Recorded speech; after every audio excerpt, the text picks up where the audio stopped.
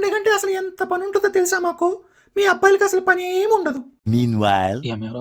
నాని, ఇదిగో ఈ సామాన్లు తీసుకో.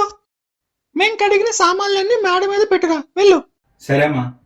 చెట్టు లెక్క గలవా నరహరి పుట్ట లెక్క గలవా, చెట్టు లెక్క గలవా నరహరి పుట్ట లెక్క గలవా, చెట్టు లెక్కి ఆకితారు కొమ్మల చిగురు కోయగలవా నరహరి చిగురు కోయగలవా.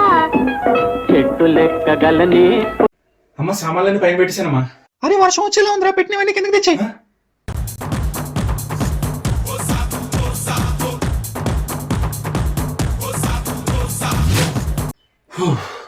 నాని, ఇవిగో ఈ బియ్యం తీసుకెళ్లి ఆడించుకునిరా. కుడివైపు అరిసెలకి, ఎడం వైపు జంతుకులకి.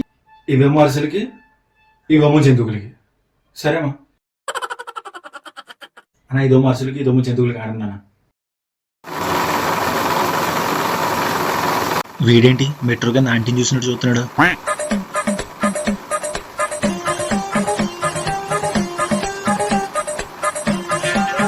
తమ్ముడు అయిపోయింది, తీసుకో. థ్యాంక్స్ అన్న. అమ్మా ఆడించి వచ్చేసా. సరే అక్కడ పెట్టు. నాని, అమ్మా నాకు అందట్లేదు కానీ ఆ మెత్తి సన్సైడ్ తులుపు.